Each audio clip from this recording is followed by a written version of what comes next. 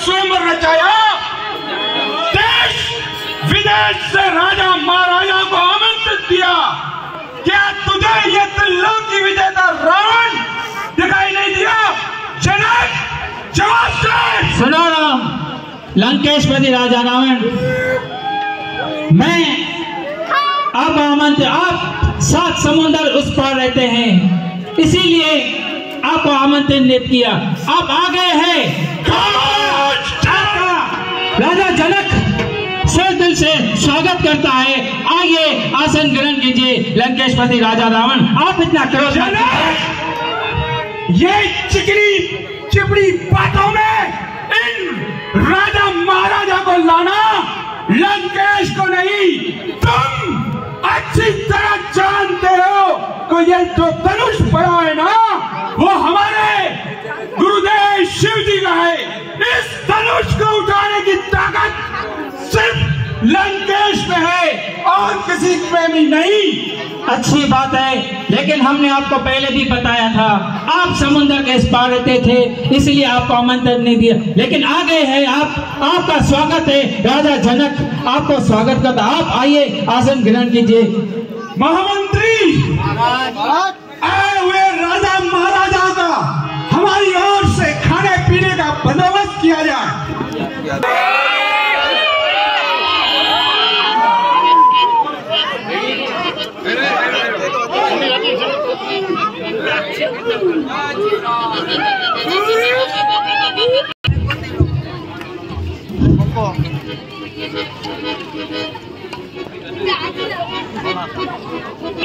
जानकी का स्वयंवर रचाया था। अरे शुक्र मनाओ, आज लंकेश इस स्वयंवर में आ गया है, वरना तूने जो प्रतिज्ञा की थी, आज तेरी बेटी जानकी बिन ब्याही रह जाती। देख हम इस धनुष को किस तरह उठाते हैं। आप भी उठाइए लंकेशपति राजा रावण, हम भी देखें कि आपकी भुजाओं में कितना उद्यम है। ए लंकेशपति राजा रावण, तुम यहाँ पे स्वयंवर रचा रहे हो और लंका में तुम्हारी बहन सुरूपंखा को पंपासुर राक्षस उठा के ले जा रहा है।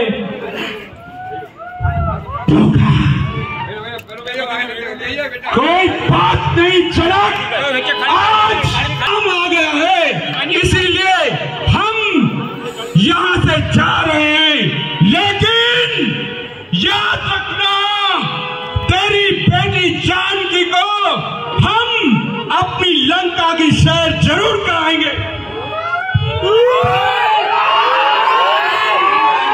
आपका निमंत्रण आया था। एक रघुवंश कुल की महाराज दशरथ के पुत्र हम राम अपने गुरुकुल की आज्ञा से आपके इस मनोबल को पूर्ण करने के लिए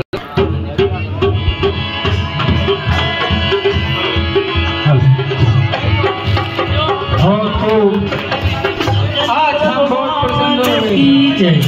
बहुत को हमने जो देखा अच्छी बात।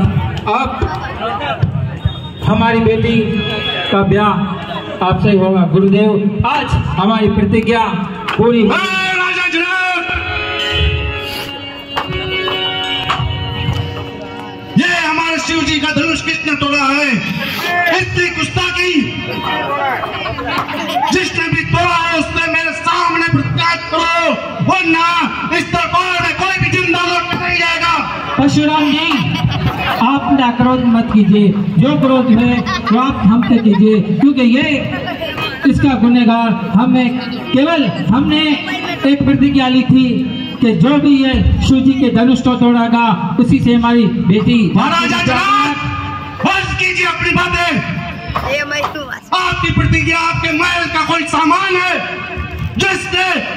आपने शिव जी की धनुष पे अपनी प्रतिज्ञा रखी है।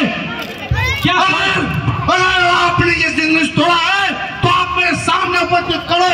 आपको पता है परशुराम के गुस्से का अंदाजा आपको नहीं है। परशुराम ने अगर अपना गुस्सा अपना तेज दिखा दिया तो यहाँ का एक भी सुरवीर चिंता नहीं लौटेगा।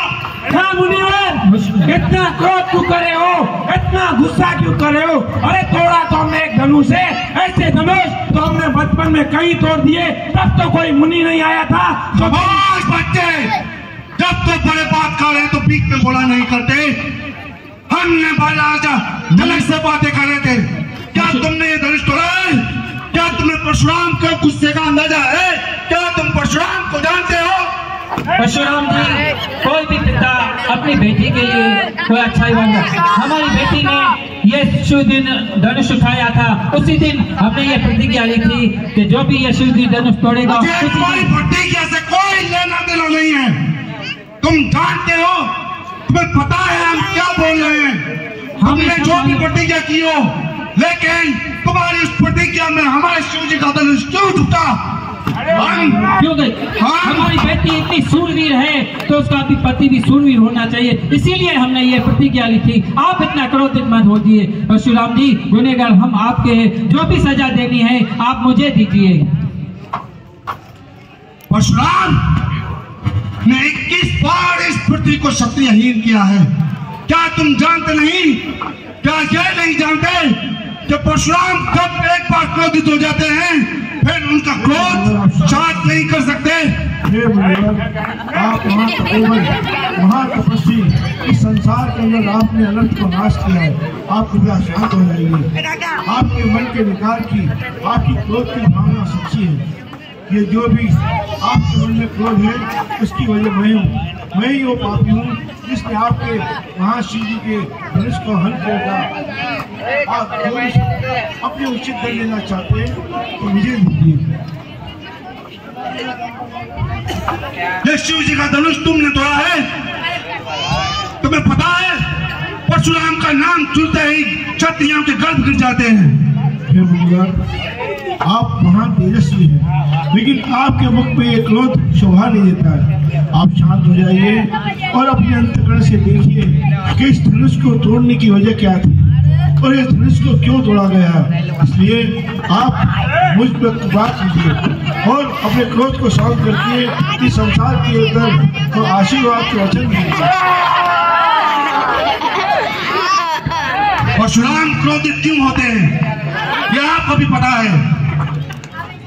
एक शिष्य के सामने गुरु का अपमान हो और वो धनुष हमें अपनी प्रिय था, हमारे शिव जी का धनुष था। नहीं बताते हुए कब से आप अपनी गाथा सुनाए जा रहे हैं। तुमने 21 बार क्षत्रियहीन जाति को किया है तो वो क्षत्रिय और होंगे और हम और हैं। फिर से तुम बोले नादान बालक, तुम्हें पता नहीं परशुराम का परसा अगर एक बार उठ गया तो वो किसका वध करके लौटेगा। हे मुनिवर, अब आपकी क्रोध की ज्वाला इतनी बढ़ी गई है, उसको शांत करने का कोई उपाय नहीं है। तो ये आपका शिष्य आपके सम्मुख खड़ा है। आपको जो उचित सजा देनी है मैं इसके लिए तैयार हूँ। जिसने पाप किया है उसको दंड अवश्य मिलेगा। अगर ये धनुष तुमने तोड़ा है तो मेरे सामने आ जाओ और मानने के लिए तैयार हो जाओ। सामने आ गया। ये क्या, मेरा पर्सा आज रुक गया, मेरा पर्सा आज चल क्यों नहीं रहा है? ये क्या, इनके सीने पे पांव के निशान। मेरे गुरु ने बताया था त्रेता युग में राम नामक भगवान विष्णु के अवतार होंगे। क्या ये वही तो नहीं? अगर तुम वही हो तो ठीक है, अगर नहीं है